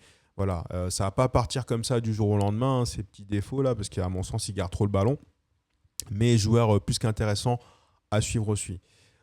Ensuite, sur ce match, vous avez Kouranfal, qui est un grand joueur. D'ailleurs, il a marqué de la tête. Il a utilisé ses atouts physiques et il a eu bien raison, puisqu'il a permis à Reims de prendre l'avantage sur corner grâce à une belle tête. Voilà. Mais ensuite, si je dois prendre le reste de la défense de Reims, à mon sens, c'est fébrile. C'est vraiment fébrile. Euh, il y a des attitudes que je trouve, en tout cas, je trouve que la défense est moyenne. Et que, en fait, cette équipe de Reims, je trouve qu'elle est mal construite. Voilà, c'est le terme que je cherchais. Je trouve que la défense, Reims aurait pu avoir des joueurs d'un autre niveau. En tout cas, dans l'idée de remonter, j'espère qu'ils vont, avec les jours qui restent et peut-être avec le mercato d'hiver, se renforcer au niveau défensif parce que j'estime que c'est pas assez qualitatif. Voilà. Et, au final, ça fait une défense, à mon sens, ça reste que mon avis et ça n'engage que moi, hein, qui est un peu fébrile. Et ensuite, un avant-centre qui a les pieds carrés. Ah, la recette, elle n'est pas bonne pour moi. Même si sur ce match, il gagne, pardon, c'est une victoire en trompe-l'œil. On verra lors de la prochaine journée et des journées à venir ce qu'ils vont faire. Mais voilà, en tout cas, les joueurs à suivre, côté rémois, ils sont trois. Théo Léoni, Yaya Fofana et Ange Martial-Chia. Des joueurs vraiment, vraiment intéressants. Et ensuite, sur le banc, bah voilà, ils ont un bon joueur vraiment intéressant qui est rentré, Quentin Paris, qui était à Annecy d'ailleurs l'année dernière. Et puis John Otomeo, qui est arrivé, un Nigérian, qui est arrivé lors de ce mercato. Joueur intéressant à suivre, milieu de terrain, sentinelle, intéressant à potentiel à suivre. Ensuite, j'ai envie qu'on parle un peu d'Annecy. Alors Annecy, vraie belle équipe, hein, je vous le dis. Ça joue au ballon, ça joue vraiment au ballon et il faisait vraiment un super match jusqu'à la boulette d'Escalès. On va pas l'accabler plus, Escalès, ça arrive de faire des bêtises. Voilà, et quelque part, vaut mieux que ça arrive là en début de saison plutôt que plus tard. Voilà, mais vraie bonne équipe. Et dans cette équipe, il y a un jeune joueur super intéressant aussi qui est Mohamed Koné. Il est arrivé cet été là, je ne sais pas d'où il est arrivé, mais c'est quelqu'un, ouais, c'est joueur très intéressant. Il a une bonne maîtrise du ballon, il est à l'aise balle au pied, il a une bonne lecture du jeu, il fait les bons choix, il lâche la balle au bon moment, un bon volume de jeu aussi, il fait pas mal de courses, intéressant à suivre. Alors ils ont leur capitaine Ahmed Kachi, voilà, qui est là depuis quelques saisons maintenant à Nancy et qui fait vraiment le job, hein. Mais bon, il n'est pas jeune et comme je vous dis, moi ce qui m'intéresse, c'est les joueurs, c'est les futures pépites qu'on peut suivre et observer leur évolution et leur développement. Voilà, du coup, côté Annécéen, c'est vraiment lui, Mohamed Koné, qu'il faut suivre parce que pour le reste, ce sont des joueurs qui sont un peu plus expérimentés, qui sont dans la fleur de l'âge. Voilà. Le Quadio, il a fait un bon match, Julien Quadio sur son côté gauche, mais il n'est pas jeune non plus, il est un peu plus dans la fleur de l'âge. Voilà. Donc voilà pour ces rencontres avec un peu plus d'analyse et d'informations sur l'ensemble des joueurs. Maintenant, j'ai envie qu'on prenne un moment pour faire une revue de presse. Et du coup, on va aller sur le Midi Libre directement. Bim. Parce que voilà, il y a cet article qui est sorti nous concernant Montpellier. Je vais vous le lire. MHSC Boulogne, Yael Mwanga et Della Meda bien partis pour être disponibles face aux nordistes. Della Meda avait renoncé au dernier match à Dunkerque en raison d'un virus. Bon, moi j'étais à l'entraînement hier, en tout cas il était là, il a participé à toute la séance, il allait bien. Donc je pense vraisemblablement oui qu'il sera aligné vendredi soir à la Mosson. Le défenseur Yael Mwanga et le milieu défensif Della Meda, gênés par des petits pépins, devraient être en mesure de tenir leur place vendredi 28 août à la Mosson devant Boulogne lors de la 4e journée de Ligue 2. Le socle défensif encaisse les coups et tient debout. Le défenseur central Yael Mwanga et Della Meda, milieu défensif jusque-là, semblent opérationnels pour occuper leur place vendredi 28 août 20h à la Mosson devant Boulogne, lors de la 4e journée de Ligue 2, à une semaine du choc à Saint-Étienne. Pour que ça soit un choc, il va falloir qu'on le prépare bien, ce choc, en battant Boulogne justement dès vendredi. Mais on en reparlera jeudi. Meda, 24 ans, victime d'un virus, n'a pas fait le voyage à Dunkerque. 1-0 la semaine passée. Un contretemps sans conséquence. L'une des 7 recrues transférées de Pau à l'intersaison a ainsi repris l'entraînement depuis lundi au sein d'un effectif alors amputé de Mwanga et d'Enzo Chato, dont le départ vers Frosinone Calcio, promu en Serie A, est en attente d'officialisation. Mwanga, à 21 ans, devait, selon son entraîneur Zoumana Camara, prendre part à la séance mardi matin et ainsi jauger son genou droit, mis à mal lors d'un choc brutal en milieu de première période à Dunkerque. Même si l'ancien Bordelais a serré les dents pour aller au bout de la rencontre et assurer une seconde victoire, il n'a pas passé d'examen. Bon, c'est une bonne nouvelle. Je pense qu'il devait être en soins hier et puis il a repris l'entraînement ce matin, donc c'est bien. Sans Chenaï ni Camara. À savoir que j'ai vu Chenaï hier, il est en convalescence, ça évolue tranquillement. Les deux convalescents, Théo Chenaï et Mamadou Camara, poursuivent leurs soins. Le jeune milieu de terrain à 21 ans, victime d'une lésion à la cuisse gauche à Nancy, 1-0 le 14 août, passera un examen de contrôle vendredi, préalable à une reprise de la course. Ah, ça c'est bien. S'il peut reprendre la course la semaine prochaine, c'est très bien. À mon sens, il faut vraiment qu'on profite de la bonne dynamique actuelle et des bons résultats pour qu'eux prennent de l'avance justement dans leur rééducation et ne se précipitent pas. Parce que l'idée, ça va être de les récupérer en pleine possession de leurs moyens pour justement poursuivre ce bon début de saison. Camara, à 25 ans, touché à l'épaule droite 2 jours plus tôt à l'entraînement, suit le protocole qui le contraint à 5 ou 6 semaines d'arrêt. Ouais, c'est énorme. Selon son entraîneur. Chinaï et l'ex-Lavallois peuvent-ils précipiter néanmoins leur établissement pour être du rendez-vous à Geoffroy Guichard ? L'envie d'y être les tarots, ça sert strictement à rien et c'est une très mauvaise idée de précipiter les retours. Non. Le malheur des uns fait le bonheur des autres, comme j'aime à dire, et actuellement les résultats sont positifs. Donc profitons de ces bons résultats pour qu'eux puissent se rétablir à fond et revenir à 1000%. Pour affronter Boulogne, Zoumana Camara devra trancher au poste de milieu défensif entre Hichem Abderrebi, séduisant pour sa première titularisation à Dunkerque, et Delam Meda, et dénicher un latéral droit pour suppléer Chato. Titulaire devant Dijon en ouverture de la saison, Naoufel Elanage, prêté par le Paris Saint-Germain, bénéficiera-t-il d'une nouvelle chance ? Bien évidemment. Bien évidemment, parce que Zoumana Camara, c'est un coach d'équipe professionnelle, pas d'équipe jeune, comme il a si bien dit lui-même. Donc, Meda a beaucoup plus d'expérience, même si Hichem Abderrebi a fait un super match à Dunkerque et encore bravo à lui. Vaut mieux commencer avec un 11 solide et expérimenté plutôt que avec de la jeunesse. Moi, j'adore la jeunesse, je mets ça en avant. Il faut vraiment qu'on utilise nos forces vives, mais quand on recrute des joueurs, c'est pas pour les mettre sur le banc. Donc Meda, s'il n'a pas de blessure ou de pépins physiques autres, il sera titulaire vendredi. Et on pourra avoir une entrée de Hichem Abderrebi, tout comme les autres aussi. Peut-être Mathis Chambon, voilà, pour sa première, puisque Chato est en tout cas absent actuellement. On attend l'officialisation, mais si c'est Elanage qui débute, pourquoi pas ne pas avoir, selon bien sûr la tournure du match vendredi contre Boulogne, les premières minutes de Mathis Chambon. Voilà, puisqu'on a un coach qui n'a pas froid aux yeux et qui fait jouer la jeunesse quand elle le mérite et s'en donne les moyens. Voilà, et Mathis Chambon, c'est un arrière droit que j'aime beaucoup. À titre de comparaison, dans les temps de passage, il est beaucoup plus offensif que Enzo Chato ne l'était à ses débuts. Voilà. Et Chato, il a commencé à 19 ans. Il a commencé à 19 ans de mémoire. Là, on a Chambon, il a 18 ans, 17 ou 18 ans. Voilà. Donc, il ne faut pas avoir peur aux yeux. Voilà. On a quand même le centre qui nous fournit de beaux joueurs. Et faut les utiliser. Voilà, faut les utiliser. Et de toute façon, notre force, c'est le centre de formation et pas autre chose. Ok, maintenant, j'ai envie qu'on se fasse une revue de presse aussi sur la Ligue 2 globalement. Hein.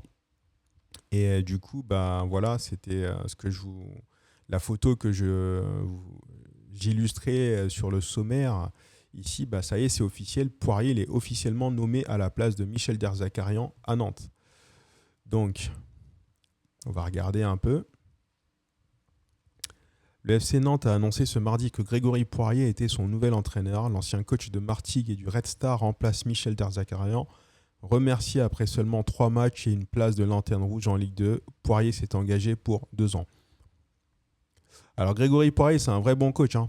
Vrai bon coach qui a été au Red Star l'année dernière et qui a quitté le Red Star pour un autre projet. Mais je suis content de le revoir en Ligue 2 parce que c'est un coach qui connaît la Ligue 2.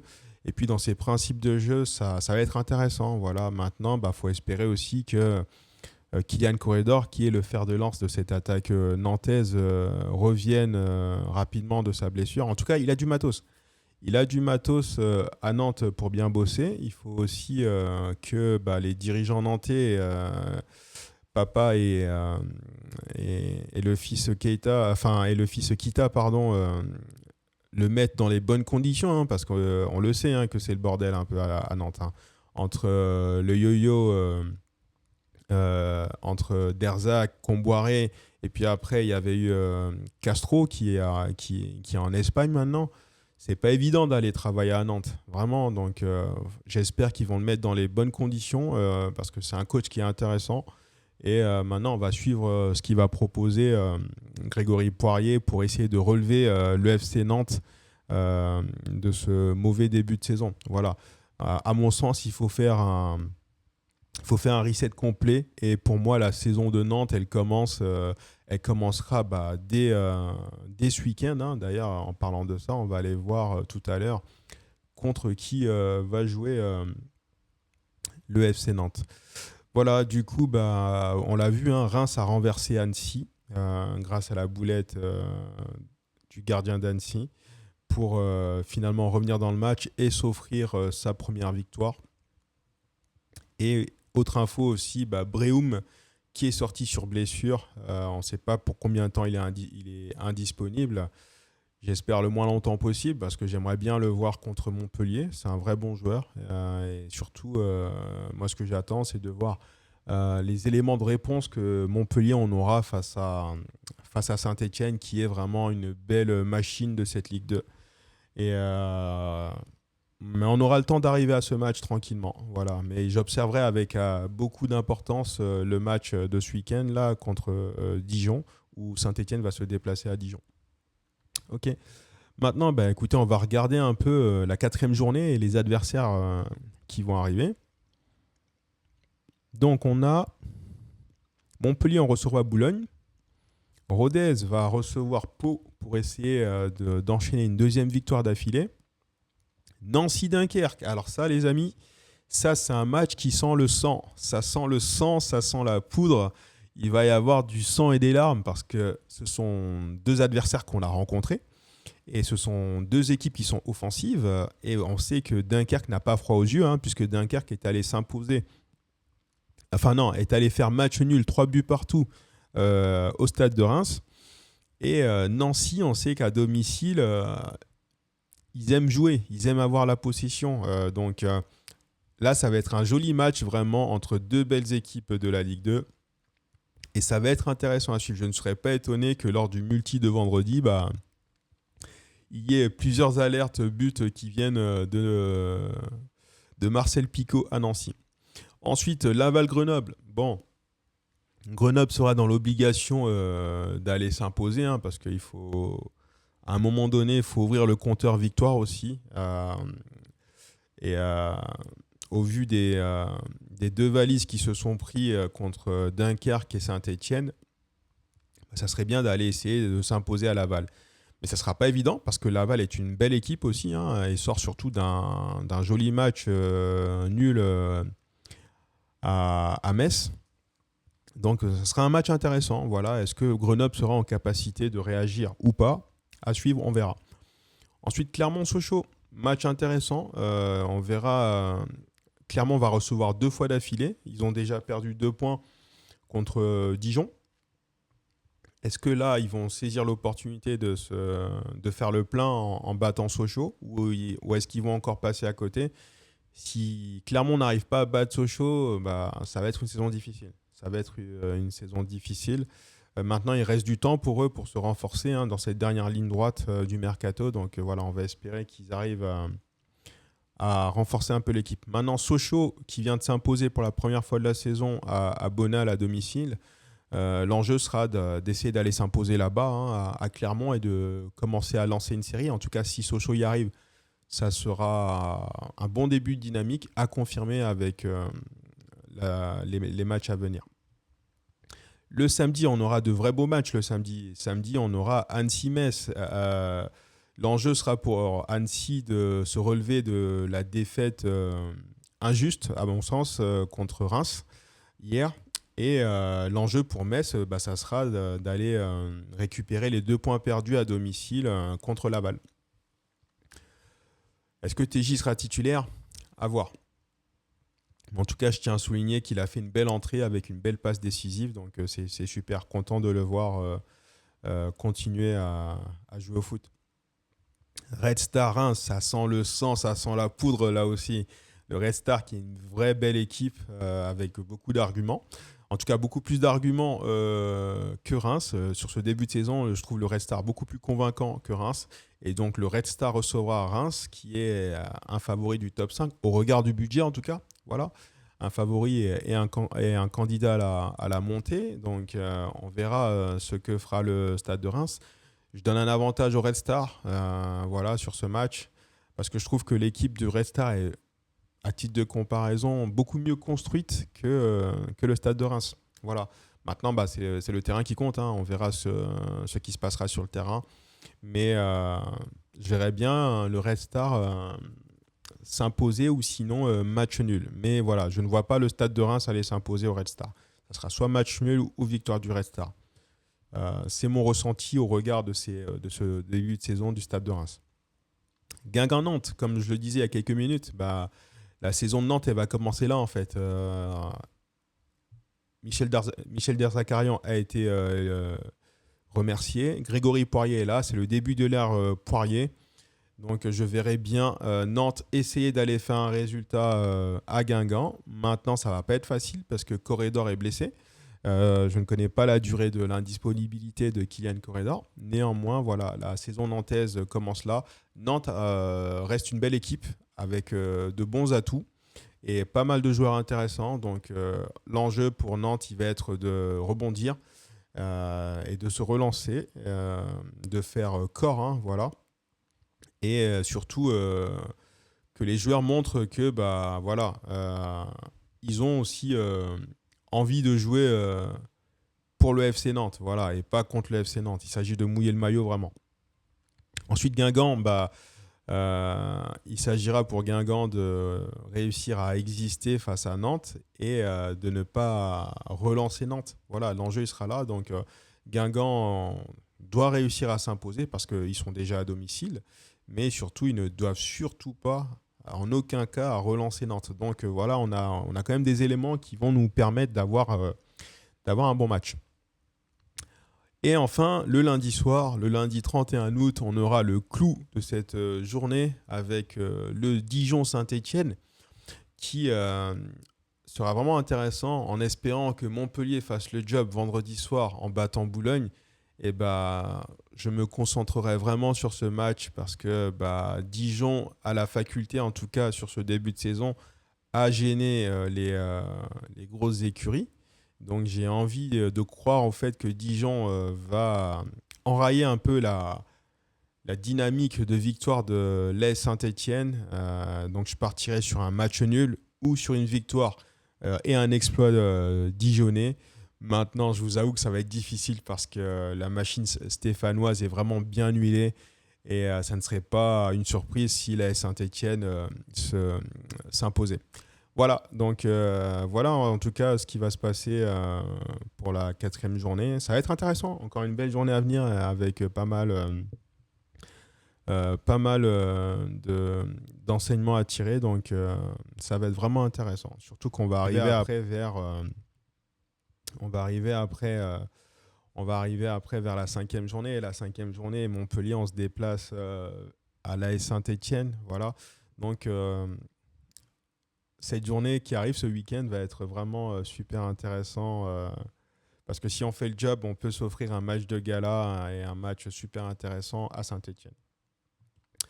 Ok, donc maintenant j'ai envie qu'on parle un peu mercato. Voilà, bon, on va aller voir déjà si, on va aller voir si il y a eu officialisation de notre côté. Ça, on ferme. Ça, je ferme aussi. Alors, bon, nous, il n'y a rien pour l'instant.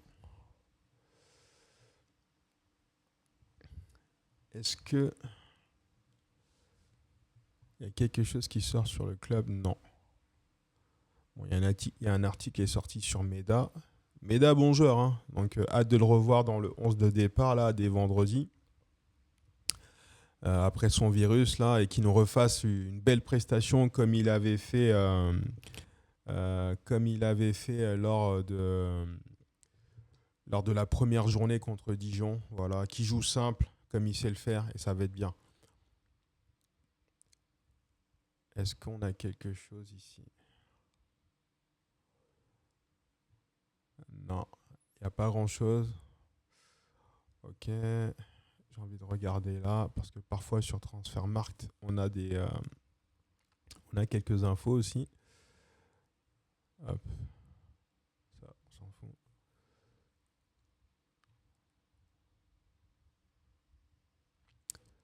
Alors,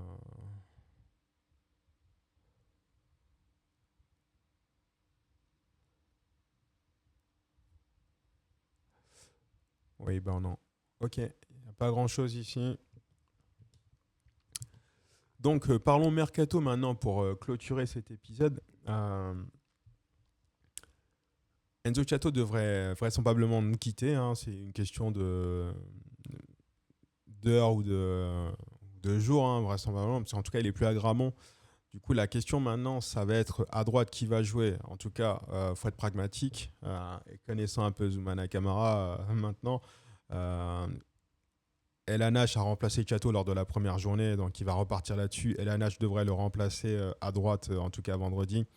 Parce que même si Chato était remplacé, et je reviendrai sur son remplacement dans quelques instants, son remplaçant, il ne jouera pas là dès vendredi. Ça, c'est pas possible. Parce que voilà, il y a des principes à acquérir, je pense, et surtout s'il faut un minimum d'entraînement quand même, quoi. À titre de comparaison, Mukele, quand il est arrivé, certes, il est arrivé lors du dernier match amical contre Rodez, mais par la suite, il a quand même bénéficié d'une semaine complète d'entraînement, ce qui a fait qu'il a été titularisé lors de la première journée contre Dijon. Voilà.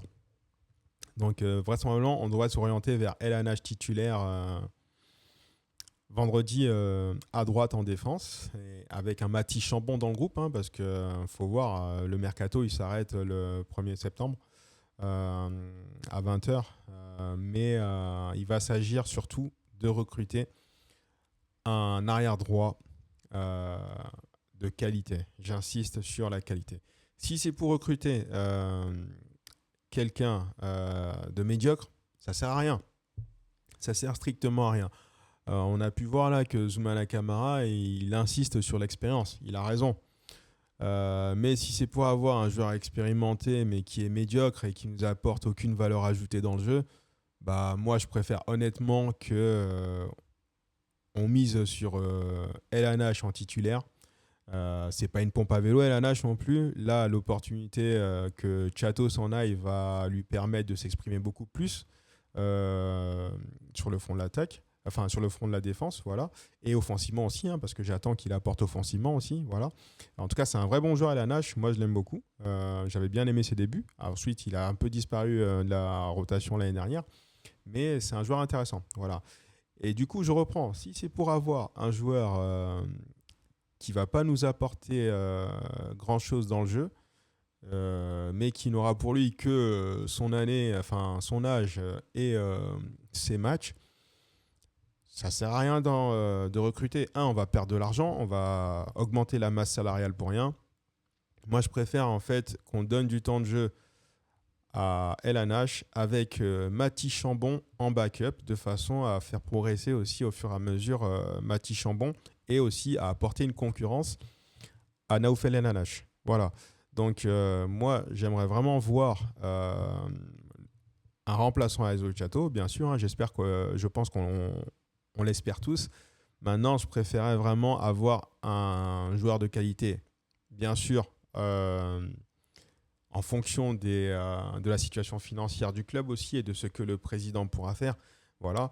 Mais j'espère vraiment que Zoumana Camara, ainsi que Antoine Di Fraia et toute l'équipe de la cellule de recrutement vont bosser sérieusement pour aller sur la continuité du mercato qui nous est proposé jusque-là, parce que le mercato, il reste qualitatif, et ça, je tiens à le souligner. Voilà.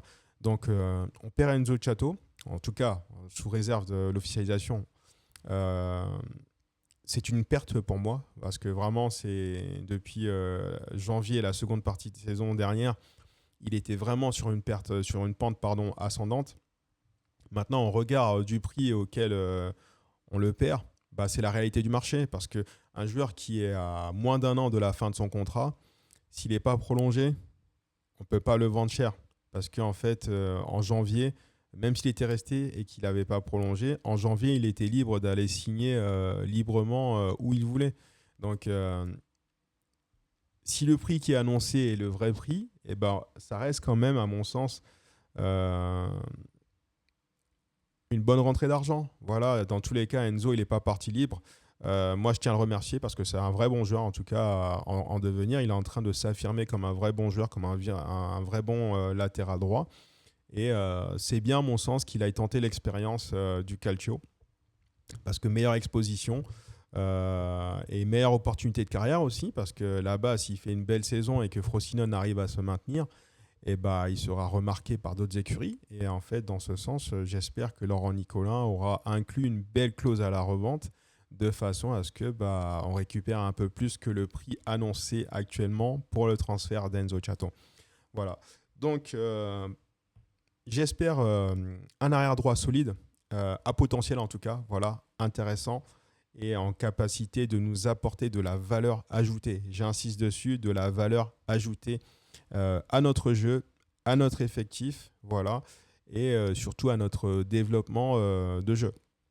Voilà, donc si c'est pour avoir un mec qui a juste quelques années en plus et quelques matchs au compteur, aucun intérêt, vraiment aucun intérêt. Ce qu'il nous faut, c'est un joueur intéressant avec un bon potentiel à développer et qui a déjà des comment dire, qui a déjà une bonne expérience du jeu et avec de belles années encore devant lui. Idéalement, le bon profil, c'est un joueur de 23 à 24 ans, voilà, à qui on pourrait faire signer un contrat de 3 à 4 ans, typique en fait, comme Meda, voilà, parce que joueur déjà affirmé de Ligue 2, et à qui on fait un gros contrat parce qu'en fait, on se projette avec sur l'avenir. C'est ça qu'il nous faut. Voilà, mais un joueur quand même relativement jeune avec un bon potentiel à développer et à polir aux côtés de Zoumana Camara. Voilà, et ensuite, maintenant, côté droit, j'insiste dessus, il nous faut une alternative à Nicolas Peilly. On ne peut pas se reposer uniquement sur Nicolas Peilly parce que ça serait une grosse erreur. Ça serait une erreur de casting. Et puis, si en fait Peilly se pète, parce qu'il n'est pas à l'abri de se péter, on croise les doigts qu'il fasse une saison sans pépin physique. Mais ça peut arriver, c'est du sport, personne n'est à l'abri d'une blessure. Et en fait, qu'il n'ait pas de remplaçant, c'est pas normal. L'année dernière, le groupe était mal construit. Cette année, le groupe est mieux construit. Et à mon sens, en fait, on ne peut pas se permettre de faire 2 fois de suite les mêmes erreurs. Faire des erreurs, ça arrive, mais quand on fait plusieurs fois les mêmes erreurs, c'est un choix, c'est plus des erreurs. Donc, en fait, j'attends en fait, sur cette dernière ligne droite, on regarde les finances, voilà, qu'on fasse une recrue à droite, un ailier droit en capacité de jouer aussi avant-centre avec un arrière droit de qualité. C'est tout ce que je souhaite. Voilà. En tout cas, c'était tout pour ce spécial Ligue 2. Ça m'a fait vraiment plaisir de me focaliser un peu sur la Ligue 2 et de vous proposer des informations sur toutes les équipes parce qu'on a un beau championnat. Voilà, donc c'était vraiment cool cette émission, très très sympa. Demain, on recentrera un peu plus sur la paillade, puisque demain c'est jour de conférence de presse, donc on prendra le temps d'analyser les conférences de presse à J-2 de la quatrième journée et de la réception de Boulogne. Et ça va être intéressant. Voilà, en tout cas, j'espère que ça vous aura plu. N'hésitez pas à commenter sur YouTube, à vous abonner sur YouTube ou à rejoindre sur Twitch aussi en live pour commenter. Ça sera un grand plaisir. Je vous souhaite une très très belle soirée les amis et puis je vous donne rendez-vous demain. Ciao ciao, prenez soin de vous. Bye.